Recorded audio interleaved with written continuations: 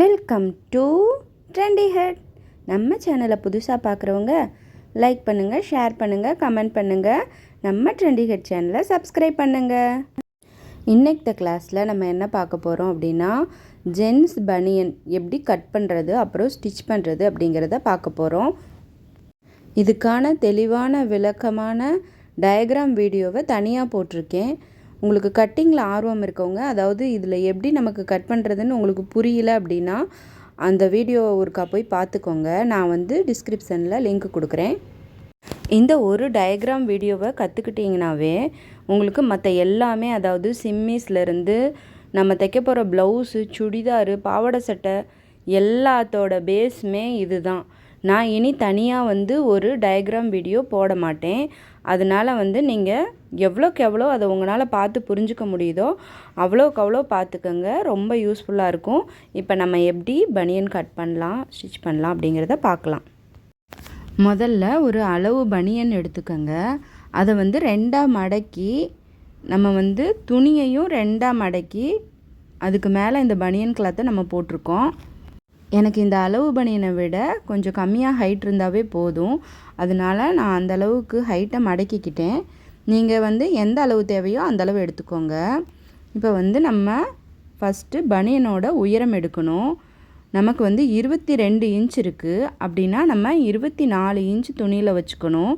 எனக்கு துணி ஹைட்டு கரெக்டாக 24 இருந்ததுனால நான் அதை அப்படியே வச்சுக்கிட்டேன். அகலம் பார்த்திங்கன்னா 7 இன்ச் இருக்குது. 7 இன்ச் இருந்துச்சுன்னா நம்ம தையலுக்காக ஒரு அரை இன்ச் விட்டு 7.5 இன்ச்சு குறிச்சிக்கணும். பாருங்கள், இந்த மாதிரி குறிச்சிட்டு நம்ம அதை கட் பண்ணி எடுத்துடலாம். அதாவது ஹைட்டும் அகலமும் எடுத்ததுக்கப்புறமா அந்த துணியை நம்ம கட் பண்ணி எடுத்துடலாம். அதுக்கப்புறம் நம்ம கழுத்தோட உயரமும் கழுத்தோட அகலமும் எடுக்கணும். கழுத்தோட உயரம் எடுக்கிறதுக்கு நம்ம இந்த மாதிரி ஷோல்டர்லேருந்து டேப்பை வச்சுட்டு எந்த அளவு கழுத்து இருக்கோ அந்த அளவுக்கு நேராக ஒரு ஸ்கேல் கூட வச்சு நீங்கள் பாருங்கள். அந்த அளவு என்ன வருதோ அதுதான் நமக்கு தேவையான அளவு. நம்ம கூட்டவும் வேணாம், குறைக்கவும் வேணாம். எனக்கு 3 இன்ச்சு வந்திருக்கு. அந்த 3 இன்ச்சு நான் அப்படியே வச்சுட்டேன். இப்போ நம்ம கழுத்தோட அகலம் பார்க்கணும். அகலம் பார்க்குறதுக்கு இந்த மாதிரி கழுத்துக்கிட்டால் டேப்பை வச்சுக்கணும். ஷோல்டருக்கு நேராக எவ்வளோ இருக்குதுன்னு பார்க்கணும். பாருங்கள், இந்த ஷோல்டருக்கு நேராக எத்தனை இன்ச் இருக்குதுன்னு பார்க்கணும். கரெக்டாக 2 இன்ச் வருது. இப்போ நம்ம பைப்பிங் கொடுத்து அடிக்க போகிறோம். அதனால் நம்ம சேம் எவ்வளோ அளவு வருதோ அதே அளவு வச்சுக்கணும். இதே நம்ம வேறு அளவுகள் எடுக்கும்போது அதுக்கும் கழுத்துகள் எப்படி குறிக்கணும் அப்படிங்கிறது அந்தந்த அளவு பொறுத்த வரைக்கும் மாறும். இப்போ 2 இன்ச் இருந்துச்சு, அதை நம்ம அப்படியே வச்சிட்டோம். இப்போ ஷோல்ட்ரு எவ்வளோ இருக்குதுன்னு பாருங்கள். ஷோல்ட்ரு 2.5 இன்ச் இருக்குது. அந்த 2.5 இன்ச்சை கரெக்டாக அந்த கழுத்தோட அகலம் எடுத்து குறித்தோம் இல்லையா, அந்த இடத்துல நம்ம குறிச்சிக்கணும். சேம் அதுவும் அதே அளவு தான் குறிச்சிக்கணும். ஏன்னா நம்ம ஆம்கோலுக்குமே பைப்பிங் தான் கொடுத்து அடிக்க போகிறோம். அதனால் இப்போ நம்ம ஆம்கோலோட ஹைட் எவ்வளோ இருக்குதுன்னு பார்க்கணும். பாருங்கள், ஆம்கோலோட ஹைட்டை பார்க்குறதுக்கு இந்த மாதிரி ஷோல்டர்லேருந்து வச்சுட்டு இந்த மாதிரி ஆம்கோல் ஹைட்டு கரெக்டாக எந்த இடத்துல வருது அப்படின்னு பார்க்கணும். எனக்கு கரெக்டாக 6 இன்ச் வருது. சேம் அதுலேயும் எந்த மாற்றமும் பண்ணாமல் அதே அளவு வச்சு குறிச்சிக்கோங்க. அவ்வளோதான். இப்போ நம்ம என்ன செய்யணும்னா, கழுத்துக்கு 1 இன்ச் வச்சு வளைவு போடணும். ஆம்கோலுக்கு 1.5 இன்ச் வச்சு வளைவு போடணும். பாருங்கள், இந்த மாதிரி வளைச்சி அழகாக வெட்டி எடுத்துடணும். குழந்தைங்க இருக்க வீட்டில் பெரிய டிஷர்ட்லாம் நிறைய இருந்துச்சு அப்படின்னா அதை போட்டு நம்ம இந்த மாதிரி செஞ்சு போட்டு விட்டு பாருங்கள். அதில் இருக்க சந்தோஷமே தனி தான். இப்போ நம்ம பேக் சைடு ஒரு பீஸ் தான் வெட்டியிருக்கோம். நம்ம இப்போ ஃப்ரண்ட்டு வெட்டணும்.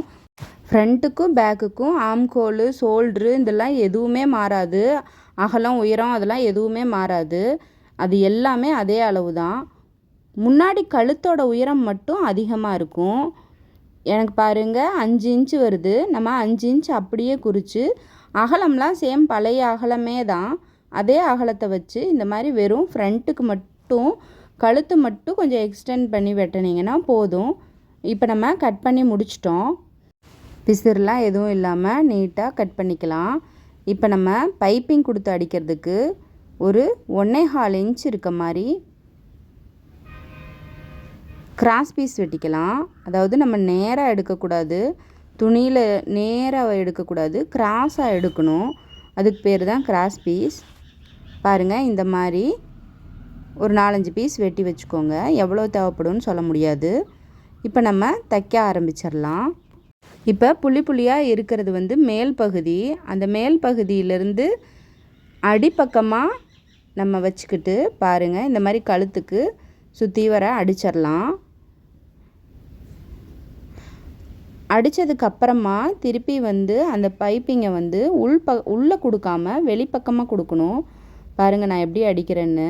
அப்போ தான் வந்து அந்த பனியனில் ரிப் இருக்கும் பார்த்தீங்களா, அந்த மாதிரி அழகாக வரும். இப்போ நம்ம தைச்சிருக்கிறது வந்து பேக் சைடு. இனி நம்ம வந்து ஃப்ரண்ட்டு தைக்கலாம். ஃப்ரண்ட்டுக்கும் அதே மாதிரியே கிராஸ் பீஸை கொடுத்து பாருங்கள், இந்த மாதிரி பைப்பிங் அடிச்சுக்கலாம். அதுக்கப்புறம் வந்து ஷோல்டரை நம்ம ஜாயின் பண்ணிக்கலாம். ஷோல்டர் வந்து ஜாயின் பண்ணதுக்கப்புறமா தான் நம்ம பைப்பிங் கொடுக்கணும். இந்த ரிப்பு நான் எதுக்காக கொடுக்குறேன்னா, அது பனியன் கிளாத் அப்படிங்கிறதுனால உங்களுக்கு வந்து இழுத்து கொடுக்கும். அப்போ வந்து தையல் சரியாக விழுகாது. இந்த மாதிரி ஒரு சன்னமான துணியை கட் பண்ணி அதுக்குள்ளே கொடுக்கறதுனால உங்களுக்கு வந்து தையல் இழுபடாமல் கரெக்டாக இருக்கும். இப்போ நம்ம ஆம்கோலுக்கு பைப்பிங் கொடுத்துடலாம். அதே மாதிரி கிராஸ் பீஸ் எடுத்துகிட்டு பாருங்கள், ஆம்கோலுக்கு நான் எப்படி கொடுக்குறேன்னு. இந்த மாதிரி கிராஸ் பீஸை கொடுத்து ஆம்கோல் ஃபுல்லாக அடிச்சுக்கணும்.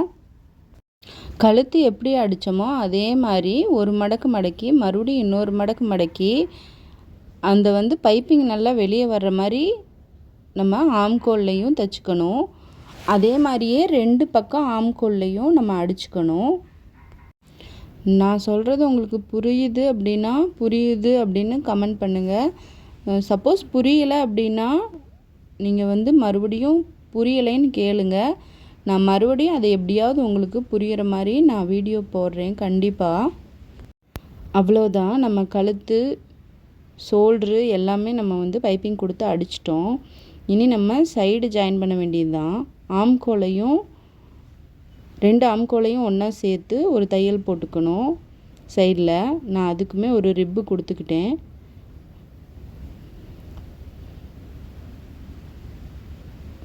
பாருங்கள், சைடு ஜாயின் பண்ணிவிட்டு அதே மாதிரி இந்த பக்கம் சைடையும் ஜாயின் பண்ணிவிட்டு கீழ்ப்பகுதியை மடக்கி அடித்தா நமக்கு வேலை முடிஞ்சு. கீழ்ப்பகுதியை தைக்கிறதுக்கு நம்ம இந்த மாதிரி ஃபஸ்ட்டு ஒரு மடக்கு மடக்கி அதில் அந்த ரிப்பை கொடுத்து பாருங்கள் நான் எப்படி அடிக்கிறேன்னு. அந்த ரிப்பை கொடுத்து சுற்றி வர ஃபுல்லாக அடிச்சுக்கோங்க. ஒரு மடக்கு மட்டும் ஒரு 1/4 இன்ச் அளவுக்கு மட்டும் மடக்கி அடிச்சுக்கோங்க. அதுக்கப்புறமா வந்து திருப்பி வந்து ஒரு 1.25 இன்ச் இருக்க அளவுக்கு மடக்கி சுற்றி வர அடிச்சுக்கலாம். அவ்வளோதான், பனியன் வந்து நம்ம தைச்சி முடிச்சிட்டோம். குழந்தைகளுக்கு போட்டு விட்டு பாருங்கள், இது ரொம்ப அழகாக இருக்கும். இந்த வீடியோ உங்களுக்கு பிடிச்சிருந்துச்சின்னா லைக் பண்ணுங்கள், ஷேர் பண்ணுங்கள். தேங்க்ஸ் ஃபார் வாட்சிங்.